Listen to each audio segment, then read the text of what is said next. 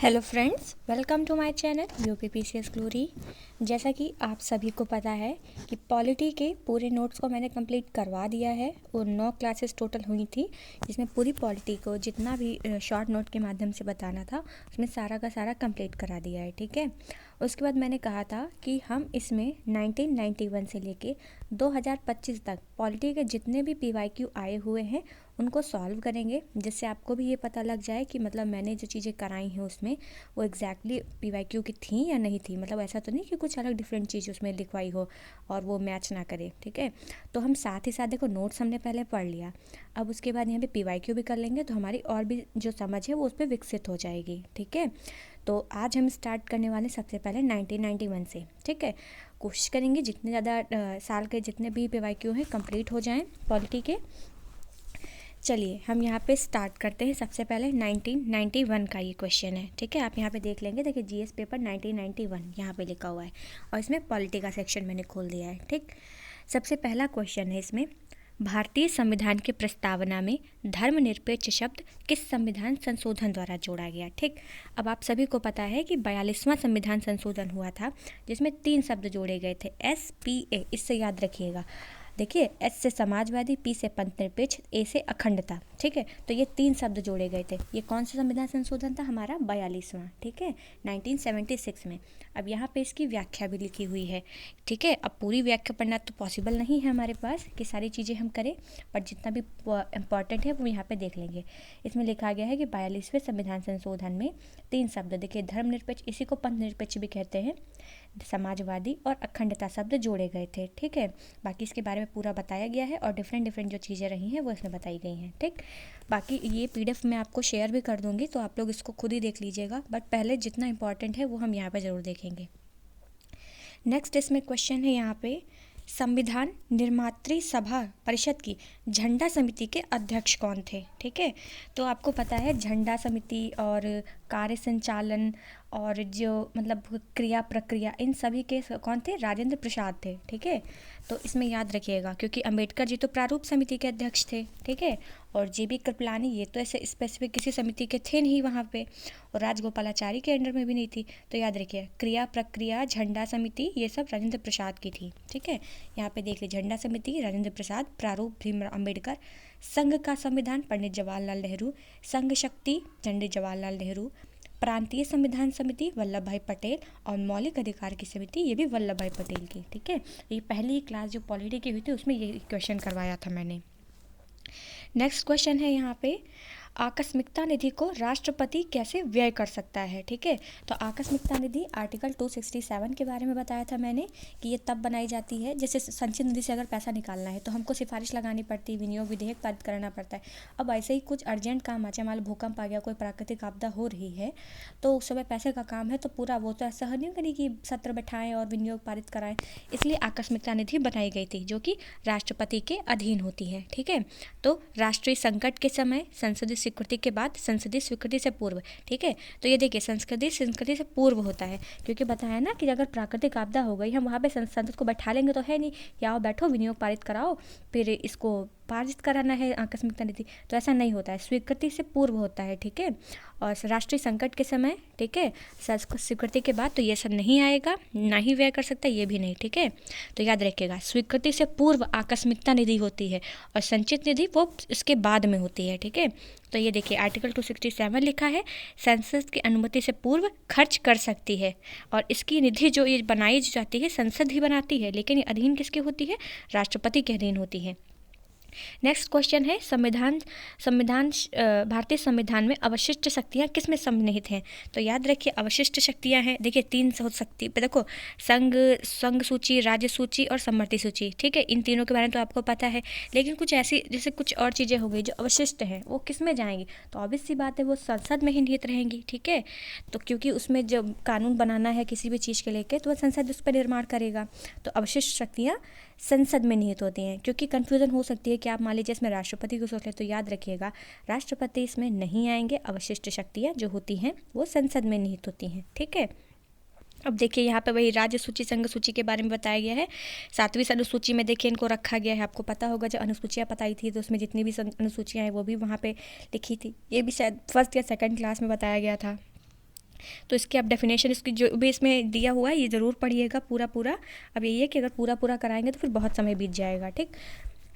Next है solicitor general निम्न में से क्या होता है, ठीक है। अब सॉलिसिटर जनरल याद रखिएगा, एक होता है अटॉर्नी जनरल। अटॉर्नी जनरल कौन होता है? भारत का महान्यायवादी। और दूसरा होता है सॉलिसिटर जनरल। सॉलिसिटर जनरल वो होता है जो महान्यायवादी की सहायता करता है, ठीक है।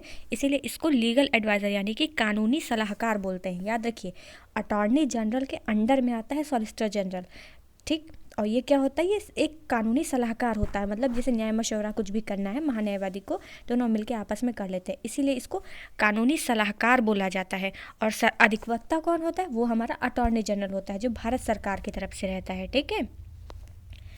नेक्स्ट है यहाँ पे योजना आयोग का उपाध्यक्ष किसके समकक्ष होता है, ठीक है। अभी मैंने लास्ट क्लास ही बताई है, उसमें नीति आयोग के बारे में पूरा बताया था, क्योंकि नीति आयोग कब बना है? 2015 में जाके। हम पेपर कौन सा सॉल्व कर रहे हैं? 1991 का। उस समय पे योजना आयोग तो था ही। तो योजना आयोग का जो उपाध्यक्ष होता है, ठीक है, वो कैबिनेट मंत्री के समकक्ष होता है। अभी लास्ट 9th क्लास ही देखिएगा जाके, नीति आयोग वाला करवाया है, उसमें ही ये क्वेश्चन मैंने बताया है कि इसकी जो योग्यता होती है वो कैबिनेट मंत्री के समान होती है। और अभी जो नीति आयोग हो गया है उसमें भी जो उपाध्यक्ष है वो भी कैबिनेट मंत्री के समान उसकी शक्ति होती है। नेक्स्ट क्वेश्चन है मुख्य निर्वाचन आयुक्त को पदच्युत किया जा सकता है, ठीक है। अब ये लिखा है इसमें पहला कि मुख्य न्यायाधीश सुप्रीम कोर्ट द्वारा, तो सुप्रीम कोर्ट तो किसी को भाई अपने पद से हटाती नहीं है। प्रेसिडेंट द्वारा, प्रेसिडेंट हटाते तो हैं, ठीक है, लेकिन प्रेसिडेंट भी क्या करते हैं? पहले सलाह मशवरा करते हैं, या फिर उनको आदेश सुप्रीम कोर्ट से आता है या फिर संसद से होके आता है, ठीक। मंत्रिमंडल के प्रस्ताव, मंत्रिमंडल का प्रस्ताव कर भी देगी तो अप्रूवल तो राष्ट्रपति का जाएगा ही ना, ऐसे तो है नहीं मंत्रिमंडल कह देगी, संसद की पूरी ली जाती है। तो याद रखिएगा मुख्य चुनाव आयुक्त को कैसे हटाते हैं? संसद के दोनों सदनों के सदस्यों के 2/3 बहुमत से प्रमाणित कदाचार के आधार पर, ठीक है। ये पूरा लिखवाया हुआ है जब मैंने निर्वाचन आयोग का पूरा पढ़ाया है कि इसके अध्यक्ष सदस्यों को कैसे हटाया जाएगा।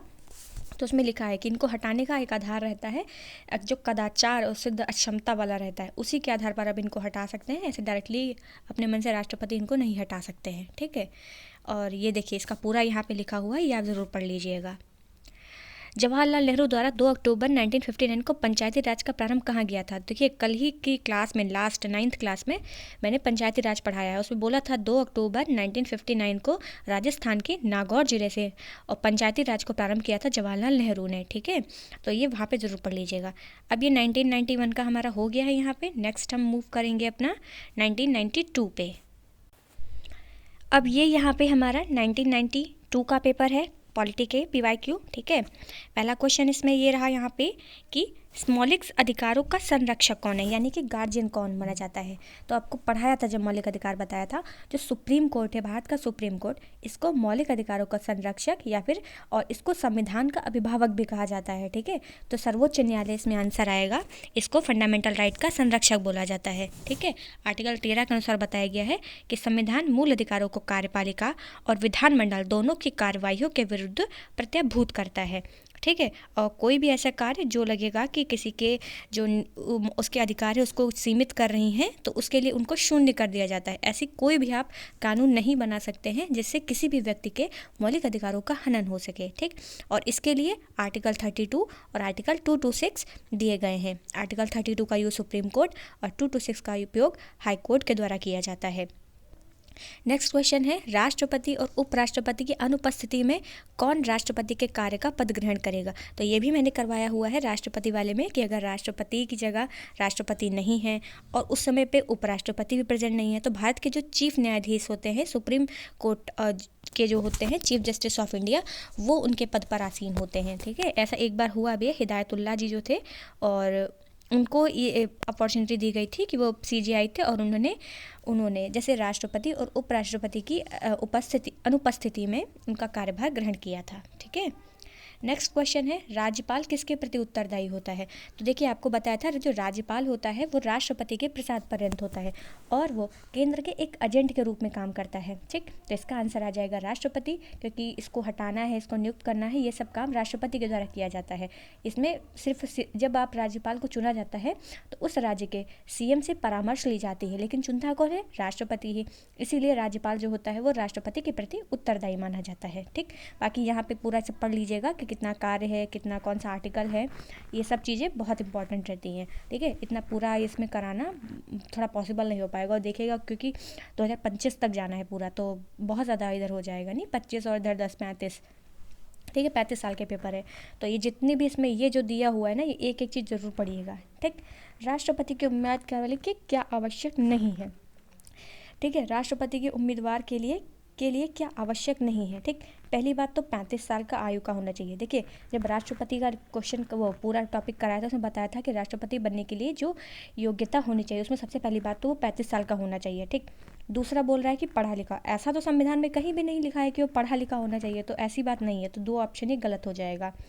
ठीक है, संसद चुने जाने की योग्यता तो ऑब्वियस सी बात है, लोकसभा का सदस्य चुना जाने के लिए योग्यता होनी चाहिए, और देश का नागरिक हो, ये भी बात ज़रूरी है। ठीक है, तो पढ़ा लिखा होना ऐसा कहीं भी नहीं लिखा गया है उसके लिए। राष्ट्रपति शासन अधिकतम लगाया जा सकता है। ठीक है, आर्टिकल 356 मैंने पूरा पढ़ाया था, उसमें बोला था कि अधिकतम 3 साल तक आप राष्ट्रपति शासन लगा सकते हैं, और जो आपातकाल होता है वो अनंत काल तक जाता है, और वित्तीय आपातकाल भी अनंत काल तक जाता है, लेकिन राष्ट्रपति शासन आप ज़्यादातर 3 साल तक लगा सकते हैं। ठीक है, तो ये भी पूरा इसका पूरा पढ़ लीजिएगा यहाँ पे। नेक्स्ट है, कैबिनेट में सम्मिलित होते हैं। ठीक है, अब जो कैबिनेट हो पूरे मंत्रिपरिषद बनता है, मंत्रिपरिषद में कैबिनेट के मंत्री कुछ अलग होते हैं, जैसे कि जैसे रक्षा मंत्री हो गए, गृह मंत्री हो गए, वित्त मंत्री हो गए। ठीक है, अब पूरे कैबिनेट पूरी मंत्रिपरिषद का तो पूरा लिया नहीं जा सकता, तो उसमें कैबिनेट में क्या होता है, कैबिनेट के मंत्री होते हैं सिर्फ। ठीक है, मंत्रिपरिषद में तो देखो कैबिनेट मंत्री आएंगे, राज्य मंत्री आएंगे, उप मंत्री आएंगे, मंत्रियों की 3 श्रेणियाँ आ जाती हैं। लेकिन जब कैबिनेट मंत्रियों की बात होती है तो कैबिनेट में सिर्फ और सिर्फ कैबिनेट मंत्री आते हैं, लेकिन जब पूरी मंत्रिपरिषद की बात की जाएगी तो कैबिनेट, राज्य मंत्री, उप मंत्री तीनों शामिल हो जाएगा। ठीक, तो याद रखिएगा इसमें कैबिनेट में सिर्फ कैबिनेट मंत्री रहेंगे। किस सभा का अध्यक्ष उसका सदस्य नहीं होता है। तो देखिए, राज्यसभा के जो अध्यक्ष होते हैं, जो राज्यसभा के सभापति होते हैं, वो उपराष्ट्रपति होते हैं, वो राज्यसभा के सदस्य चुने जाने की योग्यता रखते हैं, लेकिन याद रखिएगा वो राज्यसभा के सदस्य नहीं होते हैं, इसीलिए इसका आंसर राज्यसभा आएगा। ठीक, और अभी 2025 में क्वेश्चन पूछा भी गया था उपराष्ट्रपति वाला कि वो सदस्य होता है कि नहीं, तो याद रखिएगा वो सदस्य नहीं होते, बस उनके पास ये एलिजिबिलिटी हो कि हाँ भाई अगर उनको जैसे चुनाव लड़ना पड़े तो वहाँ के वो बनने के योग्य हो, बस इतनी उनके पास एलिजिबिलिटी होनी चाहिए, बाकी वो सदस्य नहीं होते हैं वहाँ के। नेक्स्ट क्वेश्चन है, राज्यसभा के सदस्यों का कार्यकाल कितने वर्ष का होता है। देखिए, मैंने आपको बताया भी था कि जो राज्यसभा है वो स्थायी सदन है, उसका कोई कार्यकाल नहीं होता है, लेकिन जो राज्यसभा के सदस्य होते हैं उनका कार्यकाल जो होता है वो 6 साल का होता है। ठीक, याद रखिएगा, अगर राज्यसभा के कार्यकाल पूछे तो 0 आएगा, मतलब कुछ होता ही नहीं है राज्यसभा, क्योंकि वो तो स्थायी है भाई, भंग होता नहीं है। लेकिन अगर राज्यसभा के सदस्यों का कार्यकाल पूछा जाए तो 6 साल बताइएगा। यह धन विधेयक है, इसका निर्णय कौन करता है। ठीक, तो आपको पहले बताया था धन विधेयक जो होता है उस पर पूरी की पूरी जो अथॉरिटी होती है वो लोकसभा की होती है, इसलिए लोकसभा के जो स्पीकर होते हैं वही बताते हैं कि यह विधेयक धन विधेयक है या नहीं, इसको प्रमाणित करना ये सब स्पीकर के अंडर में आता है। ठीक है, तो इसका आंसर लोकसभा अध्यक्ष सी आ जाएगा। नेक्स्ट क्वेश्चन है, निम्न में से किसका संबंध चुनाव आयोग से नहीं है। ठीक है, चुनाव चिन्ह की अधिसूचना जारी करना। ठीक, पहला ही चुनाव चिन्ह की जो अधिसूचना होती है वो जो होती है इनके चुनाव आयोग के द्वारा नहीं किया जाता है। ठीक, चुनाव चिन्ह का बंटवारा ये तो चुनाव आयोग ही करता है। चुनाव की वैधता का निपटारा कि मतलब लीगल हुआ है या मतलब कुछ अनियमितता तो नहीं है इसमें, ये सब भी इनके द्वारा किया जाता है। चुनाव शांतिपूर्ण रूप से ढंग संपन्न कराना ये भी चुनाव आयोग कराता है, लेकिन चुनाव की अधिसूचना वो जारी नहीं करता है, अधिसूचना राष्ट्रपति के द्वारा की जाती है। देखिए, चुनाव आयोग जब पढ़ेंगे उसमें सबसे पहला ही उसमें लिखा हुआ है उसी नोट्स में कि चुनाव की अधिसूचना राष्ट्रपति के द्वारा जारी की जाती है कि फलाने दिन एग्जाम, वो जैसे बोलते हैं ना सब कुछ, तो देखिए काम पूरा का पूरा चुनाव आयोग करेगा, लेकिन जो प्राइम एक वो होता है ना एक मंच पे आके सीधे बोलना कि हाँ फलाने दिन वो होगा चुनाव। ठीक, ये चीज़ क्या करेगा, कौन, राष्ट्रपति जी करते हैं। ठीक, नेक्स्ट है, मेयर का कार्यकाल कितने वर्ष का होता है। अब जो नगर पालिका वाला बताया था तो उसमें मैंने आपको कल ही पढ़ाया है कि इसका कार्यकाल 5 साल के लिए होता है। नेक्स्ट यहाँ पे इकोनॉमी का स्टार्ट हो जा रहा है। ठीक है, तो ये 1992 का पेपर हो गया हमारा, ये यहाँ पे स्टार्ट हो गया 1993 का पेपर। ठीक है, संविधान सभा के सदस्यों का चुनाव कैसे किया जाता है। ठीक, कैसे हुआ था। ठीक, ये ठीक है, पहला क्वेश्चन इसमें हो गया कि संविधान सभा के सदस्यों का चुनाव कैसे हुआ था। अब ये याद करिए 1946 की बात। ठीक है, 1946 में जब संविधान सभा कैबिनेट मिशन के द्वारा बनवाई गई थी तो क्या सीधे जनता ने किया था? नहीं, गलत बात। जनता ने उसमें नहीं किया था, बल्कि अप्रत्यक्ष तौर पर हुआ था, जिसमें कर, शिक्षा और जैसे जो संभ्रांत लोग थे एकदम बड़े चढ़े, उनके ही द्वारा उन लोगों को चुना गया था। इसमें जनता का कोई भी पार्टिसिपेशन नहीं था। ठीक, नेक्स्ट है भारतीय कांग्रेस के नामांकन। नहीं, कांग्रेस का नामांकन ऐसा कुछ भी नहीं था। भारतीय राजकों के शासकों द्वारा। नहीं, ये प्रांतीय सभाओं द्वारा, जो प्रांतीय रियासतों के लोग जो चुने हुए थे, जो मतलब उस समय शिक्षा ये सब चीज़ों का देखा जाता था, ठीक है, तो उनके द्वारा इनको चुनाया गया था। और 10 लाख की जनसंख्या स्टार्ट की गई थी कि 10 लाख पे एक सदस्य चुना जाएगा। ठीक, और पहली बैठक 9 दिसंबर को हुई है, याद रखिएगा ये। नेक्स्ट है मौलिक अधिकारों का समावेश भारतीय संविधान में। ठीक है, मौलिक कर्तव्य कब जोड़े गए थे? मौलिक कर्तव्य 42 अमेंडमेंट पे जोड़े गए थे। ठीक है, और वो इसमें उस समय पे क्या 1976 था, और वो अरे यार मुझे नाम एग्जैक्ट नहीं याद आ रहा है।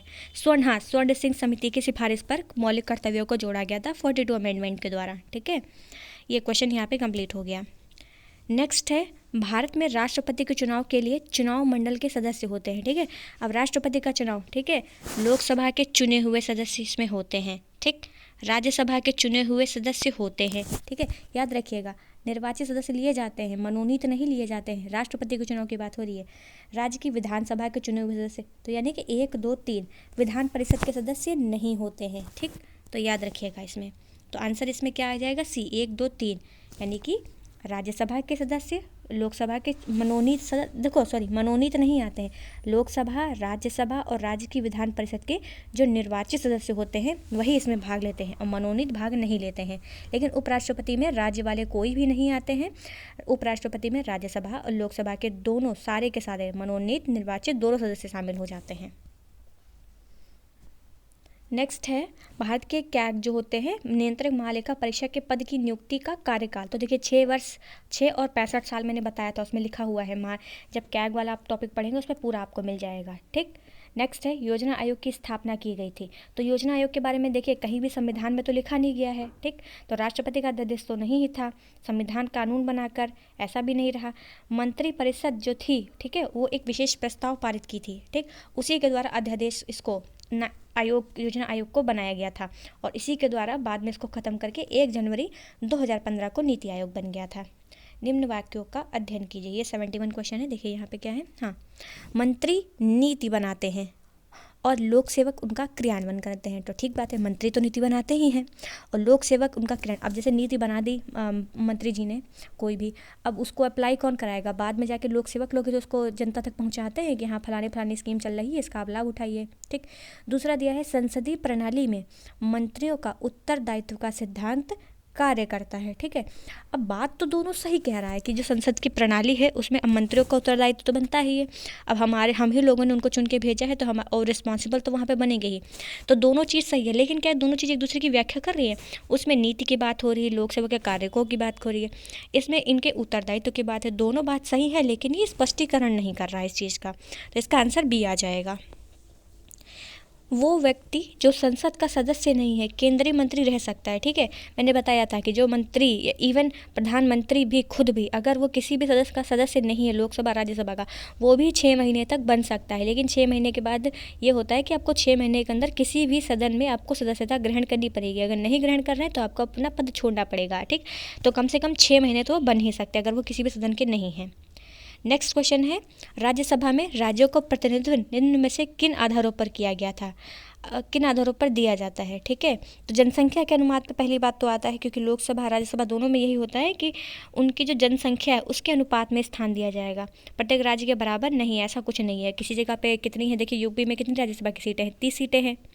हाँ, 30 ही हैं। ठीक है, और क्षेत्रफल की तो कहीं पे बात हुई नहीं कि राजस्व का भी अनुपात, कोई ऐसा कुछ नहीं। सीधे याद रखिएगा जनसंख्या के अनुपात में बात की गई है।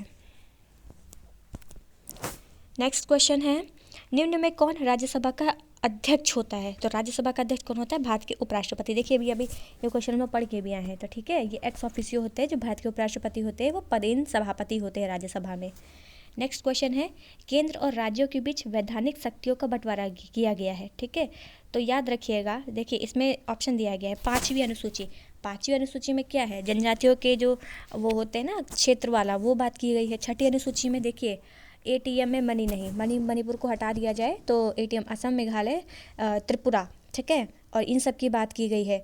और ठीक है, और 7वीं अनुसूची में संघ सूची, राज्य सूची, समवर्ती सूची, इन सब की बात की गई है। और 8वीं अनुसूची में तो भाषाओं की बात की गई है। ठीक, तो याद रखिएगा इसका 7th आ जाएगा आंसर। नेक्स्ट है केंद्र राज्य संबंध किस सूची में है। ठीक है, रिपीटेड क्वेश्चन है। ठीक है, इसमें देखिए केंद्र और राज्य के बीच वैधानिक शक्तियों का बंटवारा की बात की गई है। इसमें आ रहा है 7वीं अनुसूची। और देखिए वही केंद्र राज्य संबंध किस अनुसूची में है, इसका भी आंसर आ जाएगा 7th शेड्यूल। नेक्स्ट क्वेश्चन है यहाँ पे, कौन सी भाषा हमारे संविधान की 8वीं अनुसूची में सम्मिलित नहीं है। ठीक है, तो 8वीं अनुसूची में कुल कितनी भाषाएं हैं, पूरी 22 भाषाएं हैं, और उसमें राजस्थानी भाषा सम्मिलित नहीं है। तो यहाँ पे पूरी आप देख लेंगे कि कौन कौन सी जोड़ी गई हैं। देखिए कुछ कुल भाषाएं पहले तो 14 थी, बाद में सिंधी जोड़ी गई, उसके बाद मणिपुरी, नेपाली, कोंकणी जोड़ी गई, उसके बाद बोडो, डोगरी, संथाली, ये सब आई थी, बाद में सब जोड़ी गई थी। तो टोटल अभी 22 हो चुकी हैं और उसमें राजस्थानी शामिल नहीं है। तो ये हो गया हमारा 1993 का पेपर। नेक्स्ट है 1994 का पेपर। पहला क्वेश्चन है नीति निर्देशक तत्व कहाँ से लिए गए। तो आपको बताया था नीति निर्देशक तत्व हमने आयरलैंड से लिए हैं। ठीक है, यहाँ पे आंसर आ गया बी नंबर, आयरलैंड। नेक्स्ट है क्वेश्चन यहाँ पे, भारतीय संविधान निम्न में से कौन सी नागरिकता प्रदान करता है। तो हमारे यहाँ तो एकल नागरिकता चलती है। अब अमेरिका में तो 2 चलती है, राज्य की अलग लो, संघ की अलग लो, लेकिन हमारे यहाँ पे एकल नागरिकता है। ठीक है, और ये हमने ब्रिटेन से ग्रहण की है। तो इसका आंसर आपको पता लग गया 62 का। नेक्स्ट है क्वेश्चन 63, निम्न में से कौन सा मूल अधिकारों में सम्मिलित नहीं है। ठीक है, पहली बात संपत्ति का अधिकार सम्मिलित नहीं है। जब 44वां संविधान संशोधन हुआ था तो संपत्ति के अधिकार को मौलिक अधिकार से हटा दिया गया था और इसको आर्टिकल 300A के तहत वैधानिक अधिकार बना दिया गया है। ठीक, यहाँ पे अब पहुँचते हैं हम नेक्स्ट क्वेश्चन पे। देखिए जल्दी जल्दी करेंगे क्योंकि 2025 तक भाई जाना है, हमको करना पड़ेगा ही। इतना ज़्यादा टाइम नहीं है हमारे पास कि पूरा एक का सारा डेफिनेशन पढ़े, क्योंकि ऑलरेडी जब मैंने आपको टॉपिक करा है वहाँ पे सारी चीज़ें आपको डिस्क्राइब अच्छे से कर दी हैं। नेक्स्ट है, निम्न में से कौन सा भारतीय संविधान में अनुच्छेद में किसी भी रूप से अस्पृश्यता का निषेध किया गया है। ठीक है, तो आर्टिकल नंबर 17 है, इसमें अस्पृश्यता का निषेध किया गया, अनटचेबिलिटी के बारे में बताया गया है। आर्टिकल 19 देखो आपको पता है, वाक अभिव्यक्ति की स्वतंत्रता और घूमने फिरने, सोसाइटी बनाने, ये सब बात की गई है। 14 में तो देखो विधि के समझ समानता की बात की है। तो बचा 17, इसमें अस्पृश्यता की बात की गई है। नेक्स्ट क्वेश्चन है, भारत के राष्ट्रपति को कार्य अवधि की समाप्ति से पूर्व भी पद से हटाया जा सकता है। तो आर्टिकल 61 में महाभियोग के बारे में बताया गया है कि अगर संविधान का अतिक्रमण होता है तो राष्ट्रपति को महाभियोग के द्वारा हटाया जा सकता है। बाकी महाभियोग का प्रोसेस भी पूरा संसद के जब पढ़ाया था तो वहाँ पे पूरा करवाया हुआ है। नेक्स्ट है, भारत का सॉलिसिटर जनरल होता है। देखिए फिर से सॉलिसिटर जनरल आ गया, अभी अटॉर्नी जनरल और सॉलिसिटर जनरल दोनों बताया था। तो ये कौन होता है, एक लीगल एडवाइज़र यानी कि न्यायिक सलाहकार होता है। नेक्स्ट क्वेश्चन है, राज्यसभा के संदर्भ में निम्न में से कौन सा कथन सही है। ठीक है, तो इसमें पहला क्वेश्चन दिया गया है ऑप्शन, इसके प्रत्येक 1/3 सदस्य प्रति 2 वर्ष में अवकाश प्राप्त कर लेते हैं। तो यही इसका आंसर सही है, क्योंकि ये भी मैंने आपको बताया था कि 1/3 लोग क्या होते हैं, हर 2 साल में वहाँ से रिटायर्ड हो जाते हैं। उसके बाद तीसरे साल में राष्ट्रपति दूसरे लोगों को, बाकी लोगों को चुनते हैं। आधे सदस्य देखो ये बाकी से सब अलग, आधे आधे तो कुछ होता नहीं, सीधे 1/3 होता है।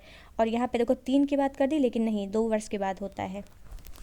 नेक्स्ट क्वेश्चन है इसमें, निम्न क्रियाविधियों में से कौन सी क्रियाविधि ऐसी धन विधेयक को अंगीकार करा लेगी जो एक बार लोकसभा द्वारा पारित किया गया हो किंतु राज्यसभा द्वारा संशोधित किया गया हो। ठीक है, तो देखिए जो धन विधेयक है उस पर देखो यही होता है कि 14 दिन तक राज्यसभा में रुक सकता है।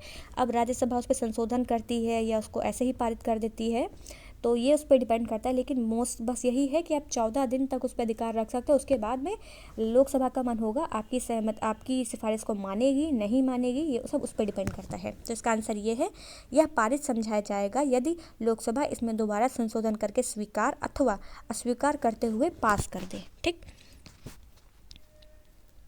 नेक्स्ट क्वेश्चन है यहाँ पे, योजना आयोग के उपाध्यक्ष को भारत सरकार के सरकारी वरीयता के क्रम में कौन सा महत्व दिया गया। देखिए योजना आयोग के उपाध्यक्ष अभी बताया था कैबिनेट मंत्री के समान में होता है। ठीक है, तो भारत सरकार के कैबिनेट मंत्री के समान। नेक्स्ट है, न्यायिक पुनर्विलोकन में न्यायालय को निम्नलिखित अधिकार है यदि कोई कानून, ठीक है, इसमें यहाँ पे देखो दिया जा रहा है, यदि कोई कानून या आदेश विपरीत हो, उसे असंवैधानिक घोषित कर दिया गया हो। ठीक है, तो न्यायिक रिव्यू हम किस में लेते हैं, जब क्या होता है ना कि ऐसा कुछ भी है जिसमें लग रहा है कि जो आदेश दिया गया है वो मतलब सही नहीं है या फिर उसको, तभी तो उसको दोबारा से उस पर पुनर्विचार किया जाए सुप्रीम कोर्ट के द्वारा, ठीक है। निचले आयोग के आदेशों का पुनर्विलोकन, ऐसा तो है नहीं कि उसमें निचले आयोग के देख रहे हैं, न्यायालयों के विरुद्ध अपील सुनाना, विरुद्ध भाई क्यों उसमें जाएंगे, अगर लग रहा है कि वो अगर उनका निर्णय सही होगा तो उस पर भी निर्णय सही लिया जाएगा। नेक्स्ट है, कानून का दृष्टिकोण से परीक्षण की क्या उससे बना निर्धारित प्रक्रिया का अनुपालन हुआ है, तो ऐसा कुछ भी नहीं है। इसका पहला आंसर आ जाएगा, यदि कोई कानून या आदेश संविधान के विपरीत हो तो उसे असंवैधानिक घोषित करना, ठीक है। ये इसमें बताया गया है जब जुडिशियल रिव्यू किया जाता है। नेक्स्ट है, प्रथम पंचायती राज व्यवस्था का उद्घाटन जवाहरलाल नेहरू द्वारा 2 अक्टूबर 1959 को किया गया था। तो देखिए ये रिपीटेड क्वेश्चन है, नागौर जिले में किया गया था, ये मैंने आपको वहाँ पे बताया था। ये 1993 का क्वेश्चन पेपर हो गया। अब हम 1994 का सॉल्व करेंगे। 1995 का यहाँ पे पेपर स्टार्ट हो रहा है, ठीक है। संविधान सभा की स्थापना की गई थी, तो बताया था 9 दिसंबर 1946, ठीक है। पहली बैठक होती है, वही संविधान सभा की स्थापना की तिथि मानी जाती है, ठीक है। और पहले में कौन अध्यक्ष थे? स्थायी अध्यक्ष थे डॉक्टर सच्चिदानंद सिन्हा, ठीक है। तो ये यहाँ पे इसको कंप्लीट हो गया। नेक्स्ट क्वेश्चन है यहाँ पे, संविधान सभा की प्रारूप समिति अध्यक्ष तो B.R. अम्बेडकर थे, ये आप सभी को पता है। और इसमें कुल 7 लोग और भी थे, मतलब नहीं, B.R. अम्बेडकर को मिला के टोटल 7 लोग थे, ठीक है। अगर B.R. अम्बेडकर को हटा देंगे तो 6 लोग बचेंगे। और प्रारूप समिति की स्थापना ये 29 अगस्त 1947 को हुई थी। ये 2023 में क्रोनोलॉजी लगाने के लिए आया था, ठीक है। नेक्स्ट क्वेश्चन है यहाँ पे, भारत के संविधान में एक संघीय प्रणाली का प्रावधान है, ठीक है। तो ये बात तो सही कही है कि भारत में जो है हमारे फेडरल सिस्टम है। नेक्स्ट है, उसने एक बहुत शक्तिशाली केंद्र की रचना की है। तो बात तो यही सही है कि ठीक है, हमारे जो सेंटर है वो स्ट्रांग है एज़ कम्पेयर टू स्टेट, लेकिन बात तो दोनों सही है। हम यहाँ पे बता रहे फेडरल सिस्टम के बारे में। फेडरल सिस्टम में तो ये होता है कि राज्य और जो संघ होते हैं इनको बराबरी जैसे रहता है कि हाँ उनके भी अधिकार हैं, उनके भी अधिकार हैं। और यहाँ पे सिर्फ बात तो हाईलाइट की जा रही है सिर्फ केंद्र के बारे में। तो बात दोनों सही है, लेकिन एक दूसरे की व्याख्या नहीं कर रहे हैं यहाँ पे। नेक्स्ट क्वेश्चन है यहाँ पे कि मौलिक अधिकारों को सम्मिलित किया गया है। तो स्वर्ण सिंह समिति की सिफारिश पर 42 अमेंडमेंट के द्वारा इनको सम्मिलित किया गया था। नेक्स्ट क्वेश्चन है, भारत में संघ राज्यों का प्रशासन होता है। तो यूटी में कौन प्रशासन करता है? भारत के राष्ट्रपति। वहाँ पे यूटीज़ में वहाँ पे उनका शासन होता है राष्ट्रपति का, ठीक है। और वो अपने वहाँ पे अपने मुख्यमंत्री या उपराज्यपाल को उसी हिसाब से चुनते हैं, ठीक है। और इनका आर्टिकल कितना है? 239 यूटीज़ के बारे में। नेक्स्ट क्वेश्चन है यहाँ पे, एक वर्ष में कम से कम कितनी बार संसद की बैठक होना आवश्यक है? तो कम से कम 2 बार होनी ही चाहिए, और उसमें भी 6 महीने का अंतर नहीं होना चाहिए, ठीक है। जो गैप होना चाहिए दोनों के बीच में, तो 6 महीने का नहीं होना चाहिए। और आप संसद को हर साल में कम से कम 2 बार बैठना आवश्यक होता है। भारतीय संविधान में अवशिष्ट शक्तियाँ, तो आपको बताया था अवशिष्ट शक्तियाँ किस में होती है? संसद में होती हैं। ये रहा इसका आंसर, ठीक है। संघीय सरकार को दिया गया है, ठीक है। तो ये अवशिष्ट शक्तियाँ संघीय सरकार, जो संघीय सरकार रहेगी संसद में ही तो जाएगी ना, राज्यों को तो होता नहीं है। तो ये बात तो गलत हो गई यहाँ पे। और संघीय राज्य दोनों को तो दिया नहीं जाता है, ना संघीय ना ही राज्य, ऐसा कुछ नहीं है, ठीक है। तो इसका ऑप्शन ए आ जाएगा। भारत में वह मंत्री जो संसद के दोनों सदनों में से किसी सदन का भी सदस्य नहीं है, उसे मंत्री के पद से मुक्त हो जाना पड़ता है। तो ये भी क्वेश्चन रिपीटेड है, 6 महीने की बात की गई है। अगर वो किसी भी सदन का सदस्य नहीं है तो कम से कम 6 महीने तक वो किसी भी जगह का रह सकता है, और 6 महीने के अंदर ही उसको किसी सदन में सदस्य बनना पड़ता है। नेक्स्ट क्वेश्चन है, किस राज्य का लोकसभा व राज्यसभा में प्रतिनिधित्व सबसे अधिक है? ठीक है, ऑब्वियस सी बात है यूपी में लोकसभा की 81 है, राज्यसभा की 30 है। सॉरी, लोकसभा की 80 है और राज्यसभा की 31 है। थोड़ा वो 0 और 1 में कन्फ्यूज़न हो गया, तो लोकसभा की याद रखिएगा 80 है और राज्यसभा की 31 है। केंद्र व राज्य के बीच वित्तीय विवादों को निपटारे के लिए मुख्य एजेंसी है। तो ऑब्वियस सी बात है, जब वित्तीय मामलों का कुछ भी ऐसा रहता है केंद्र राज्य के बीच में, तो वित्त आयोग बनाया जाता है, क्योंकि वित्त आयोग का प्राथमिक कार्य होता है कि जो केंद्र और राज्य के बीच में वित्त का बंटवारा किया जा रहा है और उनके बीच में कोई वित्तीय समाधान के संबंध में कुछ विवाद हो रहा है तो उसको समाधान कराना, ये सब वित्त आयोग के अंडर में आता है। ठीक, और ये 10वें वित्त आयोग उस समय का क्वेश्चन है, तो ये हमारे लिए अभी ज़रूरी नहीं है बिल्कुल भी। नेक्स्ट क्वेश्चन है, भारत के मुख्य विधि परामर्शदाता हैं, ठीक है, भारत सरकार के। तो देखिए यहाँ पे अटॉर्नी जनरल की बात आएगी, ठीक है। अटॉर्नी जनरल जो भारत के महान्यायवादी हैं उनको भारत सरकार का मुख्य विधि परामर्शदाता बताया जाता है। और सॉलिसिटर जनरल के बारे में हम अभी तक पढ़ते आ रहे थे, तो याद रखिएगा ये विधिक सलाहकार होता है, ठीक है। और ये किसके अंडर में होता है? अटॉर्नी जनरल के साथ में रहता है, ठीक। तो याद रखिएगा भारत सरकार के कौन सलाहकार हैं? Attorney general of India, Bharat के महान्यायवादी। नेक्स्ट है 1996 का पेपर, भारतीय संविधान के अनुच्छेद 25 का संबंध है, ठीक है। अब अनुच्छेद 25 याद करिए, देखिए उसमें बताया था पूरा स्वतंत्रता का अधिकार, शोषण का अधिकार और न्यायिक उपचार का अधिकार जो होते हैं 6 तरीके के अधिकार। तो उसमें ये पूछ रहा है कि आर्टिकल 25 कहाँ तक जाएगा। तो 25 में क्या आ जाता है? धर्म का आ जाता है ना, क्योंकि 23-24 तो शोषण के विरुद्ध आ जाता है वहाँ पे, ठीक है। तो उसके बाद 25 से शुरू हो जाता है धर्म की स्वतंत्रता, 25 से लेकर 28 तक। उसके बाद 29-30 में आ जाता है अल्पसंख्यक के हितों वाला। तो याद रखिएगा इसमें आ जाएगा धर्म की स्वतंत्रता, जो कि 25 से लेकर 28 तक होती है। और धर्म को अबाध रूप से मानना, उसका आचरण करना और उसका प्रचार करना, यह आर्टिकल 25 में बताया गया है। नेक्स्ट क्वेश्चन है यहाँ पे संपत्ति का अधिकार। संपत्ति का अधिकार भी बताया था 44 अमेंडमेंट के द्वारा इसको अभी लीगल राइट बना दिया गया, आर्टिकल 300A, और इसको मौलिक अधिकार से हटा के दिया गया था, ठीक है। तो संपत्ति का अधिकार क्या आ जाएगा? लीगल राइट आ जाएगा। नेक्स्ट है, जिस समिति की संस्तुति पर देश से पंचायती राज को लागू किया गया है उसके अध्यक्ष होते हैं। कल ही ये पढ़ा है पंचायती राज व्यवस्था में बलवंत राय मेहता, ठीक है। और त्रिस्तरीय की बात की गई थी 1957 में। विधानसभा में किस दल के निर्वाचित सदस्यों के दल बदल पर निम्नलिखित में से किससे प्रतिबंध लगाया जाए? तो आर्टिकल देखिए कॉन्स्टिट्यूशन अमेंडमेंट हुआ था 52 अमेंडमेंट, मैंने आपको अभी नहीं पढ़ाए हैं बट वो भी मैं कंप्लीट करा दूंगी, ठीक है। तो उसमें सारे अमेंडमेंट एक जगह लेके वो जब PDF बना रही थी तो पेज वो छूट गए, ध्यान नहीं दिया, और उस PDF में थे नहीं, फिर बाद में उसको ऐड करना पड़ता, लेकिन आप निश्चिंत रहें, इसको मैं वहाँ पर कंप्लीट करवा दूँगी, ठीक है। तो 52 अमेंडमेंट हुआ था 1985 में, ठीक है। उसमें दल बदल के आधार पर निर्भरता की जाती है, या फिर किसी अगर वो अलग हो रहे हैं तो उसके बारे में प्रावधान किए जाते हैं वहाँ पे, ये सब, ठीक है। RPA एक्ट आया था, उसी के द्वारा ये सब बनाया गया था। नेक्स्ट क्वेश्चन है सकल उत्पाद। तो ये तो हमारा इसमें नहीं आएगा, और ये इसमें इकोनॉमिक के भी क्वेश्चन है, ठीक है। तो इतने ही इसमें भी पॉलिटी के थे जो कंप्लीट करा दिए गए हैं। 1997 का ये पेपर है, ठीक है। अब पहला क्वेश्चन है भारतीय संविधान के वृहत होने का कारण, ठीक है। अब ये संविधान हमारा इतना बड़ा है, तो इतना बड़ा क्यों है? इसमें अनेक संविधानों के अनुभव हैं, बात तो ठीक है, ठीक है। बाकी और देख लेते हैं। विविध प्रशासनिक प्रावधान है, ठीक है, एक बड़े देश के साथ संबंधित है। देखिए हमारे संविधान में क्या है, संघ के भी प्रावधान है, राज्य के। देखिए जब पार्ट हम इसका पढ़ते हैं 5 और पार्ट 6, तो पार्ट 5 हो गया संघ और पार्ट 6 हो गया राज्य के बारे में। तो इसमें संघ और राज्य दोनों के बारे में पूरा सब बताया गया है, इसीलिए इतना बड़ा है। क्योंकि अमेरिका जो कॉन्स्टिट्यूशन है वहाँ पे संघ का अलग चलता है, छोटू सा है एकदम है, और बाकी राज्यों के अपने अलग अलग हैं, ठीक है। तो इसीलिए वहाँ पे छोटे हैं, और हमारे यहाँ पे क्या है, इतना बड़ा राज्य, इतने सारे राज्य हैं और संघ है, इसलिए दोनों के अधिकार इसमें, इसलिए इसके बहुत ज़्यादा बड़ा हो गया है। नेक्स्ट क्वेश्चन है भारत एक गणतंत्र है, इसका क्या अर्थ है?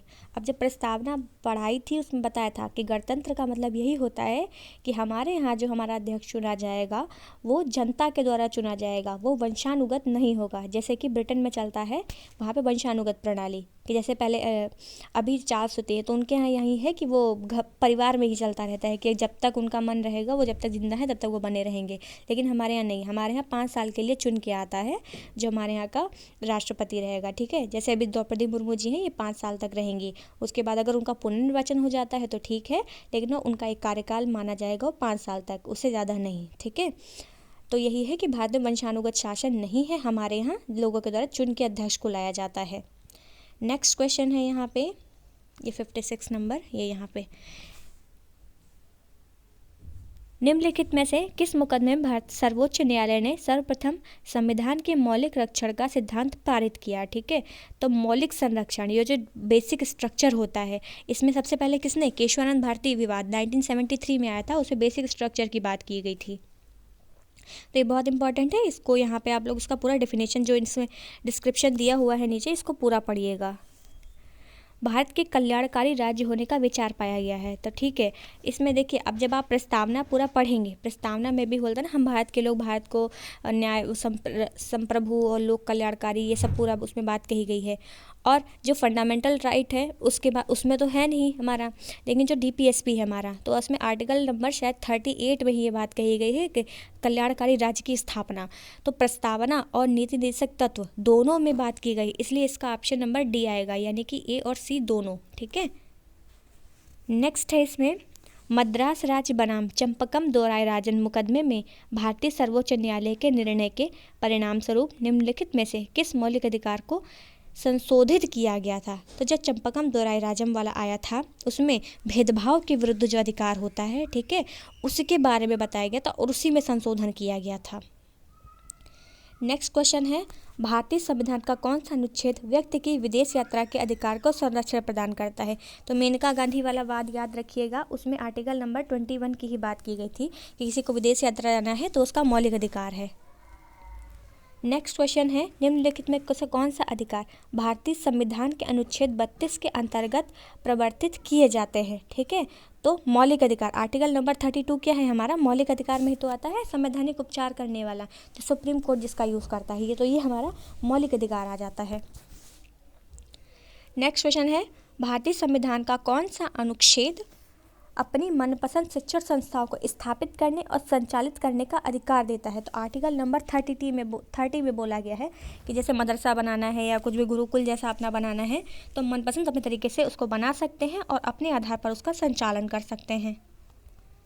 नेक्स्ट क्वेश्चन है, लोकसभा का सचिवालय सीधे नियंत्रित होता है। तो लोकसभा का सचिवालय कौन, इसको स्पीकर अपने अंडर में रखता है। ये सारे क्वेश्चन आपको पार्लियामेंट जब कराया था इसमें सब बताया गया है। नेक्स्ट क्वेश्चन है, निम्न में से भारत का राष्ट्रपति किसकी नियुक्ति नहीं कर सकता है। तो ऑब्वियस सी बात है, उपराष्ट्रपति की नियुक्ति राष्ट्रपति नहीं करता है, क्योंकि उपराष्ट्रपति का प्रॉपर एक चुनाव होता है। बाकी प्रधानमंत्री को खुद ही निर्वाचित करता है, राज्यपाल को भी करता है और मुख्य निर्वाचन आयुक्त, इन तीनों की नियुक्ति करता है, लेकिन उपराष्ट्रपति की नियुक्ति नहीं करता है, उसका प्रॉपर एक चुनाव होता है। नेक्स्ट क्वेश्चन है, किसी भारतीय राज्य के राज्यपाल से संबंधित निम्नलिखित में से कौन सा कथन सत्य नहीं है। ठीक है, पहला इसमें दिया गया है भारत के राष्ट्रपति द्वारा नियुक्त होना चाहिए, बात तो सही है। नेक्स्ट है, वह एक से अधिक राज्यपाल हो सकता है, ये भी बात सही है। 7वां अमेंडमेंट हुआ था तो उसमें बताया गया था कि एक से अधिक राज्यपाल हो सकता है। वह 5 साल तक पद पर रहता है, ये भी बात सही है। नेक्स्ट का, यदि संबंधित राज्य की व्यवस्था उसे पद से हटाने का प्रस्ताव करती है तो पदावधि से पूर्व पदमुक्त किया जा सकता है। ऐसा कुछ नहीं है, क्योंकि वो जो राज्यपाल है वो राष्ट्रपति के प्रसाद पर्यंत होता है, तो जब राष्ट्रपति चाहेंगे वो उनके अनुसार हटाया जाएगा, ना कि राज्य वाले ऐसा कुछ कहेंगे। ठीक है, तो ऑप्शन नंबर जो D है वो इसमें गलत हो जाएगा। नेक्स्ट है, कौन राज्यसभा का एकांतिक शक्ति के अंतर्गत आता है। ठीक है, which of the following comes under exclusive power of the council of state. ठीक है, तो राज्यसभा की क्या है, अभी देखिए 2025 में क्वेश्चन पूछा गया था अखिल भारतीय सेवा वाला, तो उसमें देखिए 2 स्टेटमेंट थे भी, तो कई लोग इसमें कंफ्यूज हो गए थे दूसरे वाले में। तो इसमें याद रखिएगा, इसमें ये होता है कि अगर अखिल भारतीय सेवा बनानी है तो जिसमें राज्यसभा को एक सुपरिटी दी गई है, उसमें भी ये होता है कि जो उपस्थित और मत देने वाले सदस्य हैं उनके 2/3 लोग राज्यसभा में अगर ये पारित होता है तो उसको बहुमत के द्वारा पारित कराया जा सकता है, जिससे एक अखिल भारतीय सेवा का निर्माण किया जा सकता है। ठीक, और आर्टिकल 312 में ये बात बताई गई है, इसे लेके। और आर्टिकल 249 ये भी राज्यसभा के है कि अगर राज्य सूची पे कुछ भी नियम बनाना है तो 1 साल के लिए आप उस पर एक नियम बना सकते हैं, और नियम बनाता कौन है, नियम संसद बनाता है। नेक्स्ट क्वेश्चन है, निम्नलिखित में कौन सा राज्य लोकसभा में अनुसूचित जनजातियों के सर्वाधिक प्रतिनिधित्व निर्वाचित करता है। तो मध्य प्रदेश से सबसे ज़्यादा ST संख्या के लिए सीटें हैं। ठीक है, तो ST के लिए सबसे ज़्यादा कहाँ से आएगा, मध्य प्रदेश से आता है। नेक्स्ट है, इसमें से कौन सा सही नहीं है। तो लोकसभा के लिए सिर्फ सीटें भी मैंने लिखवाई हैं एक पेज पे, वो भी उसमें बताई थी। तो आंध्र प्रदेश में 42 हैं, ठीक है, लेकिन असम में 13 नहीं है। ठीक है, तो देख लीजिएगा असम के कितनी हैं। पंजाब में 13 हैं और वेस्ट बंगाल में 12 हैं। और इसमें हम पढ़ेंगे संसद द्वारा आंध्र प्रदेश के लिए 42 और लोकसभा में 17, राज्यसभा की असम के लिए 14, हाँ असम के लिए कितनी है, 14 हैं। ठीक है, 14 और 7, तो 14 है इसकी लोकसभा की और राज्यसभा की 7 है। ठीक है, तो ये असम के लिए हो जाएंगी। नेक्स्ट क्वेश्चन है, भारतीय संसद के दोनों सदनों की संयुक्त बैठक की संबंध होती है। अब इसमें बताया गया था आपको उपराष्ट्रपति निर्वाचन ऐसा तो उसमें होता ही नहीं है, सबसे पहली बात तो, ठीक है। संविधान संशोधन इसके लिए संयुक्त बैठक होती ही नहीं है, ठीक। वित्त विधेयक ऐसा भी कुछ नहीं, ये बताया गया था साधारण विधेयक के लिए संशोधन जो होता है, ठीक है। तो आर्टिकल नंबर 108 के द्वारा जो ज्वाइंट सिटिंग होती है वो एक साधारण विधेयक के लिए होती है और इस संयुक्त बैठक का आह्वान राष्ट्रपति के द्वारा किया जाता है और संयुक्त बैठक की अध्यक्षता लोकसभा के स्पीकर के द्वारा की जाती है। नेक्स्ट क्वेश्चन है, जम्मू कश्मीर का सदर ए रियासत पदनाम कब बदलकर राज्यपाल कर दिया गया था? तो 1965 में ये कर दिया गया था। पहले इसको सदर रियासत बोला जाता था, बाद में इसके बाद से इसको राज्यपाल नाम दे दिया गया था। नेक्स्ट क्वेश्चन है, भारतीय संविधान की 7वीं अनुसूची के अंतर्गत राज्य सूची में निम्नलिखित में से कौन सा उल्लेख है? तो रेलवे पुलिस जो होती है वो राज्य सूची के अंतर्गत आती है, बाकी वन, शिक्षा और विद्युत ये जो होता है समवर्ती सूची के अंतर्गत होता है और 42वें संविधान संशोधन के द्वारा इनको राज्य सूची से समवर्ती सूची में कर दिया गया था। नेक्स्ट क्वेश्चन है, विशिष्ट प्रावधान, ठीक है, कि जो भारतीय संविधान के किस अनुच्छेद में विभिन्न राज्यों से संबंधित विशिष्ट प्रावधान का उल्लेख किया गया है? तो आर्टिकल 371, ठीक है। तो देखिए 371 A B C D E F I J तक है पूरा, ठीक है ना। असम, मेघालय, नागालैंड वाला ये पूरा मैंने करवाया है एक ट्रिक के माध्यम से, तो उसमें पूरा देख लीजिएगा, ये उसमें आता है मैचिंग कराने में। ये देखिए यहाँ पे दिया गया नागालैंड, असम, मणिपुर, आंध्र, तेलंगाना। नेक्स्ट क्वेश्चन है, सेवानिवृत्त होने के पश्चात सुप्रीम कोर्ट के न्यायाधीश वकालत कर सकते हैं, ठीक है। तो मैंने से बताया था अगर आप रिटायर्ड हो गए सुप्रीम कोर्ट से तो आप कहीं भी नहीं जा सकते, लेकिन अगर हाई कोर्ट से कोई रिटायर्ड है वो सुप्रीम कोर्ट में जाके अपनी कार्य कर सकता है, लेकिन जो सुप्रीम कोर्ट से रिटायर है वो कहीं भी जाके वकालत नहीं कर सकता है। नेक्स्ट क्वेश्चन है, एक मिनट, नेक्स्ट क्वेश्चन है यहाँ पे, उच्च न्यायालय की परमादेश जारी करने की शक्ति के अंतर्गत आते हैं, ठीक है। तो power of high court issued writ, तो ये कौन होता है? उसका संवैधानिक अधिकार भी होता है, स्टैट्यूटरी अधिकार भी होता है और फंडामेंटल राइट भी होता है। लेकिन ये आर्टिकल 32 है, उसके तहत जो सुप्रीम कोर्ट जो रिट जारी करता है, सुप्रीम कोर्ट सिर्फ रिट और रिट जारी कर सकता है अगर मौलिक अधिकार यानी फंडामेंटल राइट से रिलेटेड है। लेकिन जो हाई कोर्ट है वो कॉन्स्टिट्यूशनल राइट, स्टैट्यूटरी राइट और फंडामेंटल राइट तीनों के लिए अपने अधिकार को जारी कर सकता है। नेक्स्ट क्वेश्चन है, भारतीय संविधान की 7वीं अनुसूची के अंतर्गत संघ सूची में निम्नलिखित में से किसका उल्लेख नहीं है, ठीक है। तो ये चीज़ जरूर याद रखिएगा, अगर यहाँ पे पूछता है या नहीं है तो ये बहुत कभी कभी क्वेश्चन यही गलत करवा देते हैं। तो उसमें क्या क्या है, देखिए उसमें देखिए बैंकिंग हो गया, बीमा हो गया और जनगणना, ये तीनों चीज़ें तो संघ सूची में आ जाती हैं। लेकिन गैस के बारे में जो बताया गया है, ठीक है, कि इसमें संघ सूची के अंतर्गत किसका सम्मिलित नहीं है, तो गैस जो है उसमें संघ सूची में सम्मिलित नहीं आती है, ठीक है। तो इसको आप यहाँ पे कर लीजिएगा, ये पॉलिटी के हो गए यहाँ पे। नेक्स्ट हम देखेंगे दूसरे उसमें। नेक्स्ट है 1998 का पेपर, ठीक है। पहला क्वेश्चन है, भारत को एक संविधान देने का प्रस्ताव संविधान सभा द्वारा पारित किया गया था, ठीक है। अब उद्देश्य प्रस्ताव के बारे में आता है 13 दिसंबर 1946, उस दिन इसको मतलब प्रारूप को प्रस्तुत किया था जवाहरलाल नेहरू ने। लेकिन ये पारित कब होता है? 22 जनवरी 1947 को। तो जब उस दिन पारित हुआ था उसी दिन इसको माना जाता है कि भारत को एक संविधान दिया जाएगा। तो इसकी अभिव्यक्ति कब हो जाती है? 22 जनवरी 1947 को, ठीक है। नेक्स्ट क्वेश्चन है, अब ये देखो नीचे व्याख्या में सारा सब कुछ लिखा हुआ है, तो अभी इतना पॉसिबल नहीं है कि पूरा बताया जाए, और जब पढ़ाया था टॉपिक तो वहाँ पे पूरा कराया गया था, ठीक। नेक्स्ट क्वेश्चन है, समान कार्य के लिए, ठीक है, समान कार्य के लिए समान वेतन भारत के संविधान में सुनिश्चित किया गया है। तो समान काम के लिए समान वेतन मिलेगा, ये डीपीएस में बताया गया, ठीक है। आर्टिकल 39A इसके तहत ये बताया गया है कि समान काम के लिए समान वेतन दिया जाएगा, ये डीपीएसपी में आता है, नीति के निर्देशक तत्वों में। नेक्स्ट क्वेश्चन है, भारत के मौलिक अधिकारों के संबंध में निम्न पर विचार कीजिए, ठीक है। तो पहला ये हो गया यहाँ पे, राज्यों के विरुद्ध एक गारंटी है, हाँ ये बात तो सही है। संविधान के भाग 3 में है, हाँ ये भी बात सही है। यह सामाजिक, आर्थिक और राजनीतिक न्याय की सुनिश्चित करता है, ये बात तो डीपीएसपी में बताई गई है, सामाजिक, आर्थिक, राजनीतिक न्याय, और प्रस्तावना में आई है बात ये, ठीक है, तो ये तो नहीं आएगा। संयुक्त राज्य के अधिकार के बिल की भांति नहीं है। ये तो बात तो गलत है, क्योंकि हमने अमेरिका से ही मौलिक अधिकार उठाए और बिल ऑफ राइट से ही उठाया है और इसी को इसका मैग्ना कार्टा बोला जाता है। तो इसमें आर्टिकल 1 और 2 सही आ जाएगा। नेक्स्ट क्वेश्चन है, निम्नलिखित में से किन्हें सर्वोच्च न्यायालय ने मौलिक अधिकार के रूप में मान्यता दी है? ठीक है, तो समान कार्य के लिए समान वेतन। अभी मैंने बताया था कि ये डीपीएसपी में आता है। अब जब डीपीएसपी में आएगा तो फंडामेंटल राइट में कहाँ जाएगा? तो 3 तो गलत ही हो गया, 3 गलत हुआ तो ये गलत, ये गलत, ये गलत, बचा कौन सा? Answer number A. Next question, Bharat के प्रत्येक नागरिक का कर्तव्य होगा कि प्राकृतिक पर्यावरण का संरक्षण एवं सुधार। उपरोक्त कथन भारतीय संविधान के किस अनुच्छेद में है? ठीक है, तो आर्टिकल नंबर 48A डीपीएसपी में ये पूछा गया है कि ये एक ऐसा आर्टिकल है जिसमें पर्यावरण के बारे में बताया गया है और पर्यावरण की सुरक्षा हम आर्टिकल डीपीएसपी के तहत भी पढ़ते हैं और फंडामेंटल ड्यूटीज़ यानी मौलिक कर्तव्य के अंतर्गत भी पर्यावरण संरक्षण और वन्य जीव संरक्षण की बात की गई है। 2023 में यही क्वेश्चन एग्जैक्टली पूछा गया था कि ऐसा कौन सा अधिकार है जो मौलिक कर्तव्य और नीतिगत तत्व दोनों में सम्मिलित है? तो याद रखिएगा पर्यावरण की बात की गई है, article number 48A। Next question है, भारतीय संविधान में राज्य के निर्देश तत्वों को किससे लिया गया है? तो आयरलैंड से लिया है, ये भी रिपीटेड है, बताया गया है। राष्ट्रपति की मृत्यु, पद त्याग अथवा हटाए जाने पर पद से रिक्ति को भरने का समय सीमा देखिए बताया था 6 महीने तक होता है। ये 6 महीने में सारा काम निपटा लेना चाहिए और दूसरा राष्ट्रपति आ जाना चाहिए, तो इसमें 6 महीने आंसर आ जाएगा।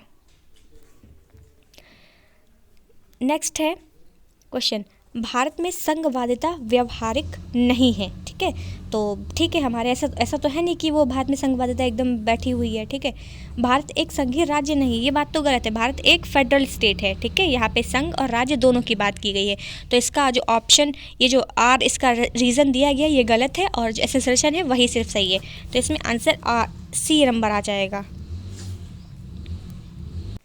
नेक्स्ट क्वेश्चन है, सर्वसम्मति से निर्वाचित भारत के राष्ट्रपति थे। ठीक है, नीलम संजीवा रेड्डी ये पहले ऐसे थे जिनको निर्विरोध चुना गया था। ठीक है, तो इनमें आंसर आ जाएगा। ये देखिए जब राष्ट्रपति का वो टॉपिक कराया है वहाँ पे सारी क्रोनोलॉजी के हिसाब से मैंने सारी राष्ट्रपति के बारे में बताया और उनकी जो विशेषताएं जो उनकी रही हैं वो भी वहाँ पे बताई हैं। तो इसमें नीलम संजीवा रेड्डी ऐसे ये थे जिनको निर्विरोध चुना गया था और ये एक संसद सदस्य के तौर पे उसमें थे और डायरेक्टली वहाँ से इनको राष्ट्रपति बना दिया गया था। नेक्स्ट क्वेश्चन है, राज्यसभा के गठन में प्रतिभा, अनुभव एवं सेवा को प्रतिनिधित्व देने में भारतीय संविधान निर्माता निम्नलिखित उदाहरण से प्रभावित हुए थे। ठीक है, अब जो 12 सदस्य चुने जाते हैं राष्ट्रपति के द्वारा वहाँ राज्यसभा में, तो इनको हम आयरलैंड के संविधान से लेते हैं और जो बाकी बचे हुए लोग हैं उनका निर्वाचन कैसे किया जाएगा ये हमने अफ्रीका से उठाया था, साउथ अफ्रीका से। तो जो 12 लोग चुने जाते हैं ये किस तरीके से चुने जाएंगे इसके लिए हमने आयरलैंड से प्रावधान लिया है। नेक्स्ट क्वेश्चन है, निम्नलिखित में से जनजातियों के लिए लोकसभा में स्थान आरक्षित नहीं है, तो कहाँ पे नहीं है? तो मतलब इन सभी में नहीं है, केरल, तमिलनाडु, कर्नाटक, केरल, तमिलनाडु, कर्नाटक। ठीक है, तो आरक्षण में बदलाव नहीं था। तो अभी क्या है कि कर्नाटक में 2 सीटों के लिए आरक्षित कर दी गई, क्योंकि पुराना पेपर है तो उस समय पे नहीं था, अभी प्रेजेंटली हो चुका है, तो ये भी चीज़ हम लोग देख लेंगे और सीट्स वाला जहाँ करा है वो सब चीज़ें यहाँ पे कराई गई हैं। नेक्स्ट क्वेश्चन है, भारत में न्यायिक पुनरीक्षण की संकल्पना किस देश से ली गई है? तो हमने जो जुडिशियल रिव्यू होगा ये हमने अमेरिका से लिया है।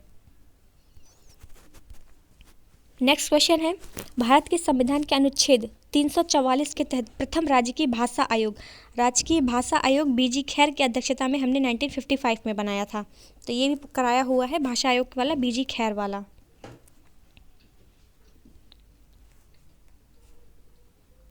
नेक्स्ट क्वेश्चन है, संविधान की 8वीं अनुसूची में सम्मिलित भाषा में निम्नलिखित में से कौन सी भाषा सर्वाधिक बोली जाती है? तो इसमें आ जाएगा बांग्ला। ये तो फिर चेंज होता रहता है, अभी तो जो लैंग्वेज के हिसाब से रहेगा वो देख लिया जाएगा। नेक्स्ट क्वेश्चन है, इसमें निम्नलिखित में से कौन संविधान के 42वें संशोधन द्वारा नीति निर्देशक तत्वों में नहीं जोड़ा गया है? ठीक है, तो इसमें पहला ऑप्शन दिया हुआ है यहाँ पे समान न्याय निःशुल्क, ये तो हमने भाई डीपीएसपी में जोड़ा था हमने। ठीक है, और बच्चों के लिए वयस्कों की सुरक्षा ये भी हमने जोड़ा है डीपीएसपी में, श्रमिकों वाला ये भी है, समान आचार संहिता। ठीक है, आर्टिकल 44 ये तो भाई हमने शुरुआत से था इसमें, हमने इसको बाद में तो जोड़ा नहीं है, ठीक है। तो ये जो हमारा यूसीसी वाला दिया गया है, यूनिफॉर्म सिविल कोड, ये आर्टिकल नंबर 44 के तहत है और ये मूल संविधान में पहले से था, हमने इसको बाद में लाके ऐड नहीं किया है। तो ये हो जाता है हमारा 1998 का पेपर। नेक्स्ट है 1999 का पेपर, ठीक है। तो इसमें पहला क्वेश्चन है, भारत संघ नहीं है, ठीक है। ये कौन सा भाई होगा? सबसे पहली बात तो पहले ही आर्टिकल में लिखे द इंडिया यूनियन स्टेट, तो सबसे पहली बात तो ये ए ही गलत हो रहा है हमारा, तो ए गलत हुआ तो हमारा आर सही। नेक्स्ट इसमें लिखा हुआ है, किसी भी राज्य का क्षेत्र, सीमा, नाम और उसकी सहमति के बिना भी परिवर्तित करने की शक्ति संघीय संसद में है, ठीक है। तो ये बात तो हमारे आर्टिकल नंबर 3 में कही गई है, ठीक है। तो ये बात सही होगी, लेकिन हमारा जो कथन है यही गलत है इसमें। नेक्स्ट क्वेश्चन है, भारतीय संविधान के अनुच्छेद 13 का मुख्य उद्देश्य निम्नलिखित में से किसके संदर्भ में संविधान की सर्वोच्च सुनिश्चित करना है? तो आर्टिकल नंबर 13 है वो तो सीधे 12 से लेकर 35 तक हमारा मौलिक अधिकार में आ जाएगा, 13 भी उसी में आ गया, तो हमारा मौलिक अधिकार है।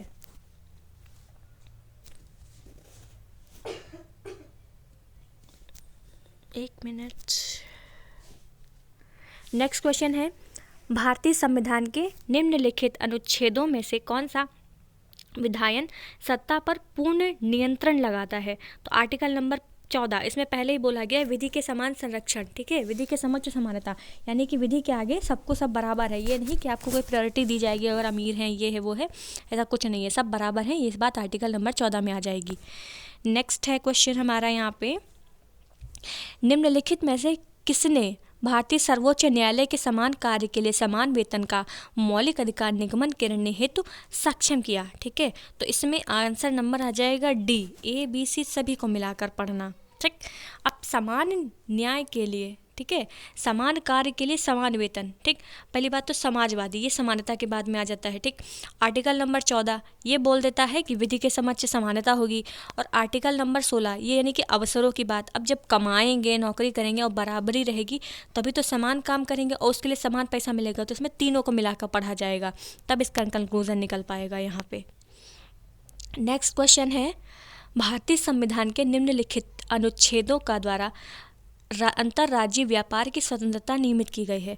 अब आर्टिकल नंबर 19 में भी ये बात है कि अगर हम कहीं जाएंगे तो वहाँ पे व्यापार करना होगा, ये भी बात है।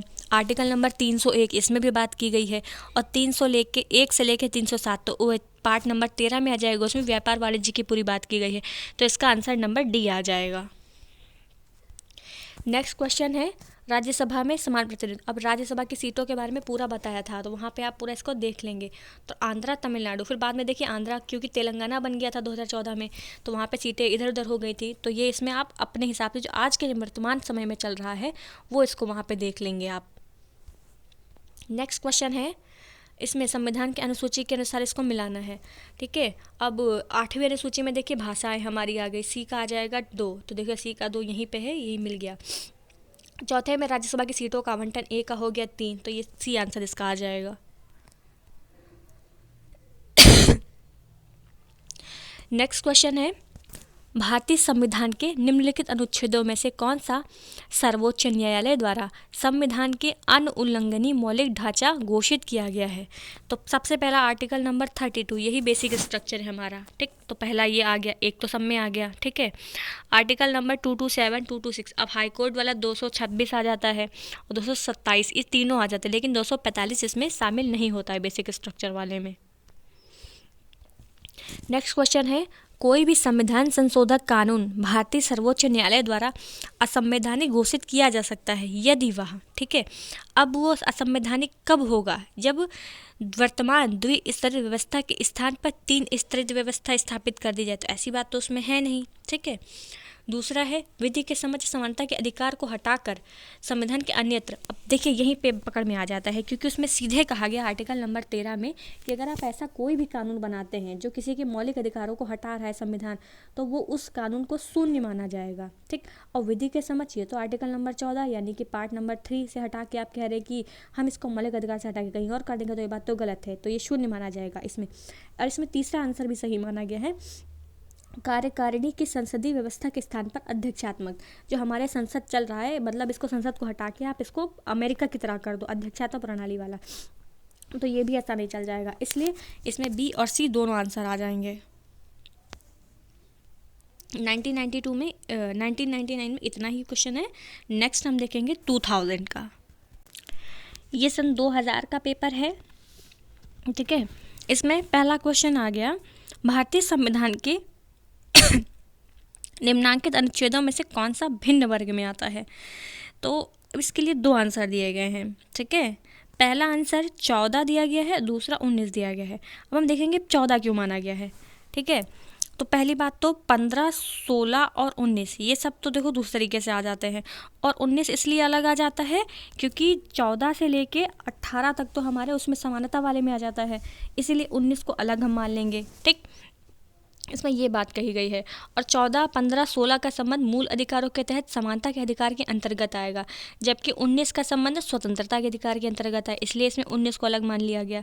अब ये बोल रहे हैं 14 को अलग क्यों माना, क्योंकि इसके तहत विधि के समक्ष समानता और विधियों का समान संरक्षण का अधिकार सभी व्यक्तियों यानी कि भारतीय विदेशियों को प्राप्त है। देखिए ये भी क्वेश्चन पूछता है कि कौन से अधिकार भारतीयों को प्राप्त है, कौन से विदेशियों को। तो याद रखिएगा आर्टिकल नंबर 15, 16, 19, 29 और 30 ये इतने अधिकार हैं जो विदेशियों को प्राप्त नहीं होते हैं, लेकिन आर्टिकल नंबर 14 ये तो विदेशियों को भी प्राप्त है और भारत के लोगों को भी प्राप्त है, ठीक है। तो इसलिए इसमें दो आंसर दिए गए हैं। नेक्स्ट क्वेश्चन है, शुद्ध अथवा पुनः चक्रित प्लास्टिक की थैली धोने वाली निर्माण डिब्बों के निर्माण एवं प्रयोग संबंधी कानूनों की केंद्रीय सरकार ने जो अधिसूचना हाल ही में जारी की है, तो देखो उस समय का क्वेश्चन हो गया करंट अफेयर का, तो ये हमारे काम का अभी नहीं है। नेक्स्ट क्वेश्चन है, अंतर्राज्यीय परिषद का निर्माण का स्रोत है, ठीक है। Article number 263 inter state council के बारे में बात की गई है। अब आर्टिकल नंबर दिया गया है 263, तो ये संविधान में भाई प्रोविज़न हुआ ही होगा, और इसके लिए सरकारी आयोग ने सिफारिश की थी, 1983 की बात है। उनकी सिफारिश के आधार पर इसको बनाया गया है, और बनाया कौन है, ये इसमें इसमें प्रधानमंत्री इसके अध्यक्ष माने जाते हैं, ठीक है। नेक्स्ट क्वेश्चन है, जोनल काउंसिल। अब जोनल काउंसिल इसके लिए संविधान में कोई भी प्रावधान नहीं है, ये संसद के कानून के द्वारा बनाया गया है, तो इसका आंसर इसका आर्टिकल नंबर इसका ऑप्शन आ जाएगा बी, ठीक है। इसको जो जोनल काउंसिल होती हैं इसको संविधान के द्वारा नहीं, पार्लियामेंट्री जो एक्ट्स होते हैं उनके द्वारा बनाया जाता है। जैसे जोनल काउंसिल होता है ना, उत्तरी क्षेत्रीय परिषद में उत्तरी हो गया, मध्य का हो गया, नॉर्थ ईस्ट का हो गया, साउथ का हो गया, तो ये अलग अलग बनाए गए हैं। इसकी अध्यक्षता कौन, गृह मंत्री करते हैं। धन विधेयक की बात की गई है, धन विधेयक आर्टिकल नंबर 110, ठीक है, तो ये याद रखिएगा इसका। नेक्स्ट क्वेश्चन है, पार्लियामेंट द्वारा दिसंबर 1989 में निर्मित कानून के अनुसार एक व्यक्ति के वयस्क होने की कानूनी आय, ठीक है। तब देखिए अभी एक अमेंडमेंट हुआ था 91वां अमेंडमेंट, ठीक है। उसमें ये बताया गया था कि 21 साल से उम्र 18 कर दी गई थी, ठीक है। 21 साल से घटाकर 18 कर दी गई, तो ये कब का है, 1989 का है, और इसके लिए 91वां संविधान संशोधन हुआ था। नेक्स्ट है, किस राज्य में लोकसभा में अनुसूचित जाति जनजाति के लिए स्थान आरक्षित नहीं है। तो अरुणाचल, जम्मू और मेघालय तीनों में SC ST के लिए कोई भी सीट्स आरक्षित नहीं की गई है। नेक्स्ट क्वेश्चन है, प्रथम स्पीकर जिनके विरुद्ध लोकसभा में अविश्वास प्रस्ताव लाया गया। तो सबसे पहले तो देखो हमारे यहाँ के स्पीकर कौन थे, GV मावलंकर, यही सबसे पहले थे, और इन्हीं के विरुद्ध ही अविश्वास प्रस्ताव लाया गया था, लेकिन ये पारित नहीं हुआ था, तो ये भी दोनों चीज़ याद रखिएगा। नेक्स्ट क्वेश्चन है, लाभ का पद परिभाषित कौन करता है। तो लाभ के पद को सुप्रीम कोर्ट परिभाषित करता है, ठीक है, ठीक है, यहाँ पे इसका आंसर आ जाएगा। नेक्स्ट क्वेश्चन है, राज्यसभा में उत्तर प्रदेश को आवंटित स्थान निम्न में से किन राज्यों को स्थान आवंटित का योग है। तो पहला आंसर आ जाएगा मध्य प्रदेश और आंध्रा, क्योंकि देखिए ये उस समय का पेपर है, बाद में इसमें सीटें कम हुई हैं, तो अभी इसका आंसर चेंज हो जाएगा। अब इसमें बिहार की सीटों वाला, तो सीटों वाला आप पूरा देख लीजिएगा, उसी से याद कर लेना, तो उससे आंसर निकल आएगा। संचित निधि से धन निगमन पर किसका नियंत्रण होता है। तो संचित निधि से अगर आपको धन निकालना है तो उसके लिए पहली बात उस पर किसी का कंट्रोल नहीं होता है। उससे अगर पैसा निकालना है तो आपको विनियोग विधेयक पारित कराना पड़ेगा, जिस पे पूरी सहमति ली जाती है, तो इस पर किसी का नियंत्रण नहीं होता है। नेक्स्ट क्वेश्चन है, भारतीय संविधान का कौन सा अनुच्छेद संसद को अंतर्राज्यीय समझौतों को लागू करने के लिए विशेष विधि निर्माण की शक्ति प्रदान करता है? तो आर्टिकल नंबर 253 आ जाएगा। ठीक है, 249 वही राज्य सूची पे जो बनाया जाता है राज्यसभा के द्वारा, ये वो आ जाएगा। और 252 ये भी इसमें नहीं रहेगा। 253 होता है जो उसमें बनाया जाता है कि अगर कोई अंतर्राष्ट्रीय आप समझौता कर रहे हैं, कोई संधि लागू करा रहे हैं, तो उसमें जो संसद उसमें जो कानून बनाएगी उसमें 253 आ जाता है। नेक्स्ट क्वेश्चन है, कोई भी राजनीतिक दल राष्ट्रीय दल के रूप में मान्यता प्राप्त कर सकता है यदि वह राज्य स्तर पर दल है कम से कम। ठीक है, तो इसमें बोला था अगर कम से कम आप 4 स्टेट में आपको राज्य स्तर पर दर्जा मिल गया है। ठीक है, तो राज्य स्तर पर अगर आप दल हैं कम से कम, तो आपको राष्ट्रीय दल का जो होता है दर्जा दे दिया जाता है। एक मिनट, नेक्स्ट क्वेश्चन यहाँ पे है, किसी भी राजनीतिक दल तथा 13वीं लोकसभा के निर्वाचन द्वारा, तो ये करंट का क्वेश्चन है, ये अभी के लिए लायक हमारा नहीं है। नेक्स्ट क्वेश्चन है, भारत में स्थायी दलीय व्यवस्था नहीं है। इसका कारण दिया गया है अत्यधिक संख्या में राजनीतिक दल हैं। ठीक है, तो हमारे यहाँ दल तो हैं कई सारे, देखो भाजपा हो गई, सपा हो गई, बसपा हो गई, कांग्रेस चल रही है, तो राजनीतिक दल हैं। ठीक है, स्थायी दलीय व्यवस्था नहीं है। ठीक है, कोई भी दल स्थायी नहीं है। ठीक, तो बात दोनों सही है लेकिन एक दूसरे की व्याख्या नहीं कर रहे हैं यहाँ पे। नेक्स्ट क्वेश्चन है, लोकसभा की बैठक समाप्त की जा सकती है? तो ये क्वेश्चन भी मैंने कराया गया है। अगर लोकसभा की बैठक स्थापित आपको समाप्त करनी है तो आप या तो स्थगन कर दीजिए या सत्र अवसान कर दीजिए या विघटन कर दीजिए। ठीक है, तो इसमें ये चीज़ ध्यान रखने वाला है कि सत्रावसान और विघटन ये तो करते हैं राष्ट्रपति, लेकिन जो स्थगन होता है ये किया जाता है अध्यक्ष के द्वारा। ठीक, तो बैठक समाप्ति के लिए प्रोसेस तो वैसे तीनों हैं, लेकिन स्थगन लोकसभा के स्पीकर करते हैं, लेकिन जो सत्र अवसान होता है और विघटन होता है ये राष्ट्रपति करते हैं। नेक्स्ट है, भारत के कार्यवाही मुख्य न्यायाधीश की नियुक्ति कौन करता है? तो ये नियुक्ति राष्ट्रपति के द्वारा की जाती है। देखिए, चीफ जस्टिस ऑफ इंडिया चुनना है वो भी राष्ट्रपति चुनेंगे, अगर acting chief justice of India चुनना है तो उसकी नियुक्ति भी राष्ट्रपति करते हैं। नेक्स्ट क्वेश्चन है, सर्वोच्च न्यायालय में तदर्थ न्यायाधीशों की नियुक्ति होती है। ठीक है, तो तदर्थ न्यायाधीशों के बारे में बताया था कि जब उसमें लगता है कि काम के अनुसार लोग पूरे नहीं पढ़ रहे हैं तो किसी काम को पूरा कराने के लिए लोगों को बुलाया जाता है। ठीक है, तो सत्र में जब कोरम पूरा नहीं होता है तो उसके लिए हम तदर्थ न्यायाधीश बुलाते हैं, और जब कोरम पूरा हो जाता है तो उनका काम नहीं रहता है। तो ये 2000 तक के जितने भी क्वेश्चन थे ये करा दिए हैं, नेक्स्ट आगे कराएंगे। 2025 तक फिलहाल पूरा हमें करना है, एक भी क्वेश्चन स्किप नहीं करना है। यहीं से हमको आइडिया मिल जाएगा कि कैसे क्वेश्चन बन रहे हैं और भी आगे टाइम में बनते जाएंगे। तो तब तक के लिए इतनी वीडियो को, इतने क्वेश्चन को देखिएगा, और इनका जो PDF में इसको शेयर कर दूंगी, उसको देख के आप इसका जो डिस्क्रिप्शन नीचे दिया हुआ है उसको बहुत अच्छे से पढ़िएगा, प्रॉपर एक एक क्वेश्चन को पॉज कर करके वीडियो को। ठीक है, थैंक यू सो मच।